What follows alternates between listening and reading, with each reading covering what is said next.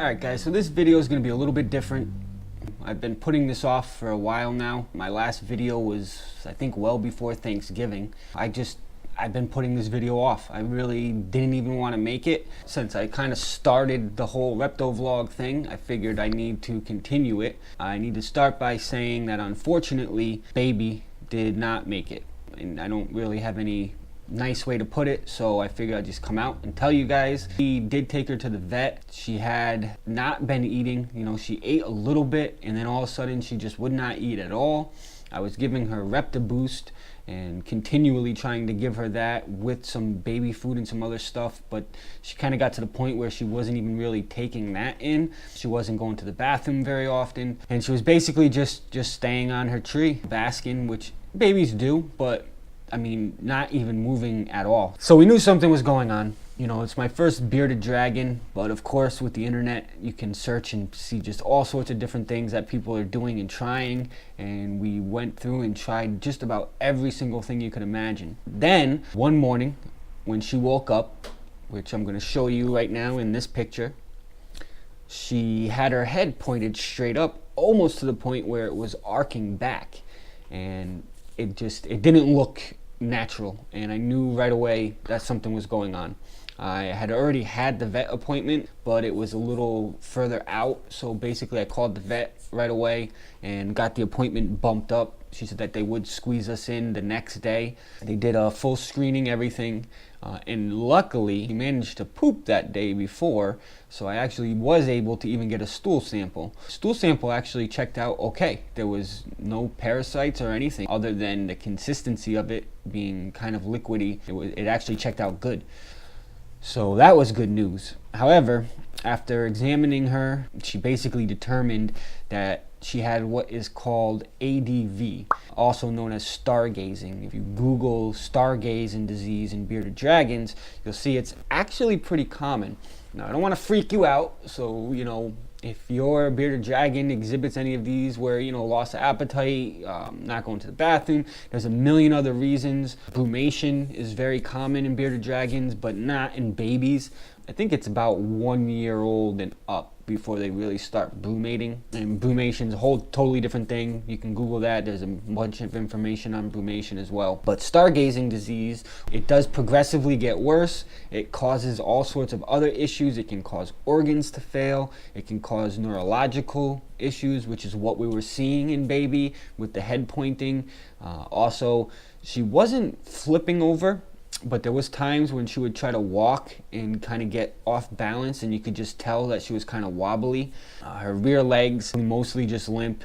She could use them, they work, but she just kind of dragged them around. So the vet told us that in the situation, you have two options. You can attempt to cater to the dragon, do what you can to you know, try to make it comfortable and healthy. She did say at the time, didn't seem that she was really in any pain or anything like that. The other option, of course, being to put baby to sleep. So we decided at the time that we wanted to take her home and consider the options and see what the best route was. We definitely didn't want her to be suffering at all, but the vet assured us at the time she was not suffering. Being a baby, unfortunately, with the virus, you have a much less likely chance of becoming healthy. So that's kind of what we were dealing with. And I don't want to ramble too much here, so I'll just kind of get to the point.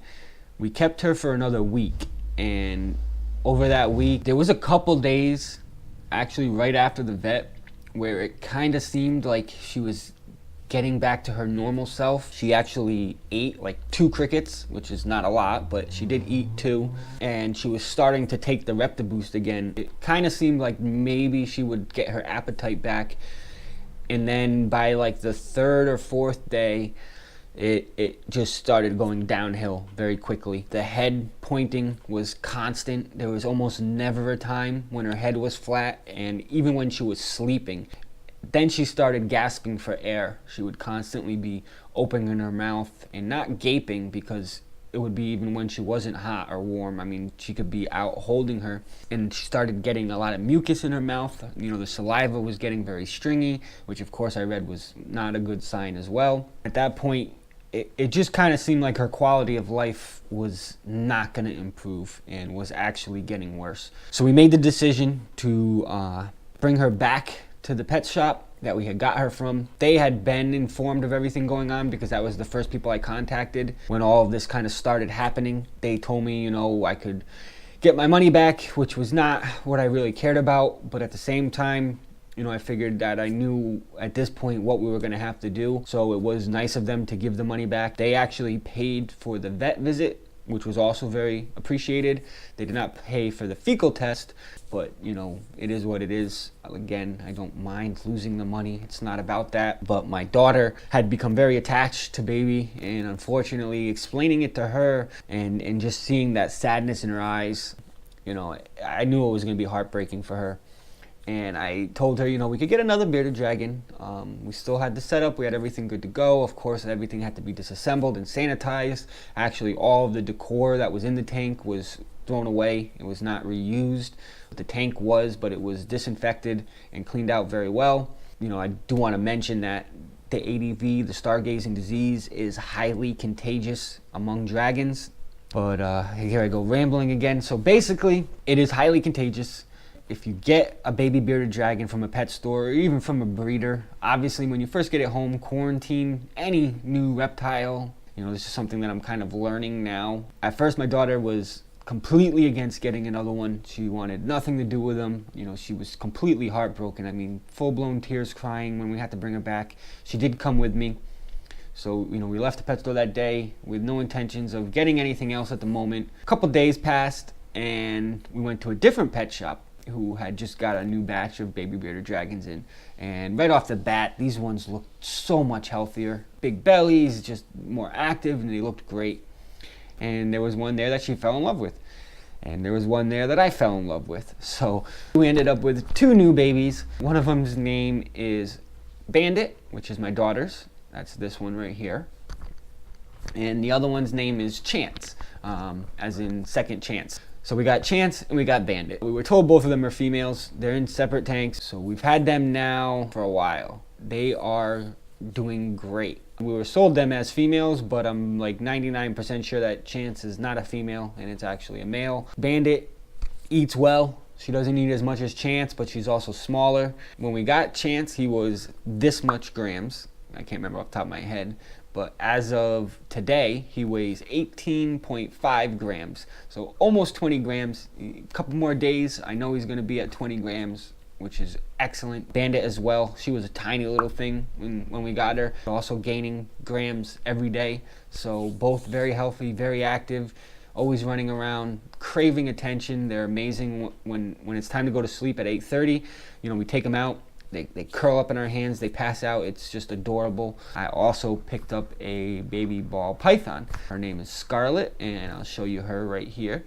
Great snake. She's eaten 3 times for me already. She was very underweight and had stuck shed when I got her. You know, which brings me to a whole nother subject, which is, guys, when you go to the pet stores, you know, there's 2 pet stores that are local to me. One that's right next to me and one that's about a half hour away. I'm not gonna put any names out there. When you go to the pet store for any reptiles, I feel like you have to really know what you're looking for and really check them over. A lot of these pet stores are getting these animals from breeders who are kind of, I think, giving them the bottom of the barrel animals, like maybe the ones that are a little smaller than the other ones in the clutch, or, you know, exhibiting signs of maybe not being healthy. I don't know why they would not want healthier animals or take better care of their animals, but I'll tell you, the pet store that is next to me here, every reptile in there just does not look good. Baby bearded dragons are all stuffed into one, probably about 10 gallons, probably equivalent to a 10-gallon tank with their rack systems that they have there. You know, obviously they sell off pretty quick, but it's a lot of babies to have all in one small enclosure. Every time I've gone in there, the humidity levels have been wicked low, which for a bearded dragon is okay, but some of the other reptiles that they have, it's not okay. Like the ball pythons. I was just there picking up some feeders yesterday. They have a new ball python baby in there, and the humidity was like 20%. It's not a good environment for a ball python. The bearded dragons, their humidity I think was okay. It was like 30%, but the temperature was only about 80 degrees, you know, on the dials. So I mean, that's not very accurate either. It could have been higher, could be less, probably less, because they were all scrambling and trying to get on top of each other to get close to that light, which, you know, tells me that they're probably not very warm. They also have a fancy bearded dragon there that's been there since we picked baby up. Originally, it was in the tank next to the ones with the babies in it, and after all the babies were sold off, they moved that one into that tank.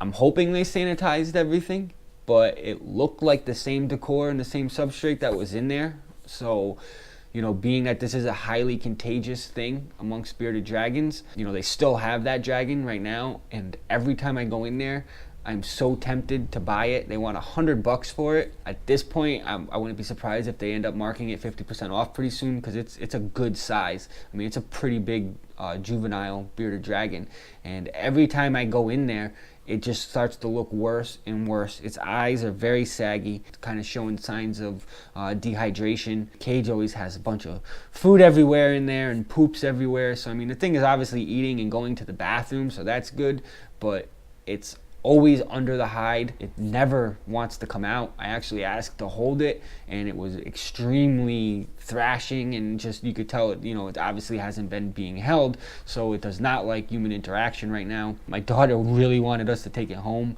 but just the amount of stress and everything that we just went through with baby, and then now we have 2 new babies, and to add a 3rd one, and the attention that that one would probably need to come back to good health, I couldn't do it. But if you guys have any recommendations on, you know, I don't want to like call animal control and rat them out, but I just feel so bad for some of the reptiles that are in there. The pet store that is a half hour away from me, their reptiles are great. I mean, they seem healthier. The enclosures are always nice and clean. The people there seem much more knowledgeable on what it requires to take care of the animals.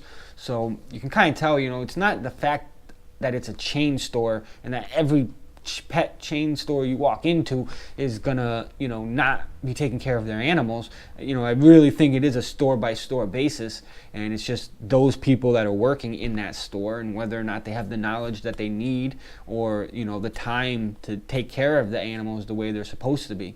What would you do in that situation where you know there's animals that are not very healthy and really need to go to a proper home?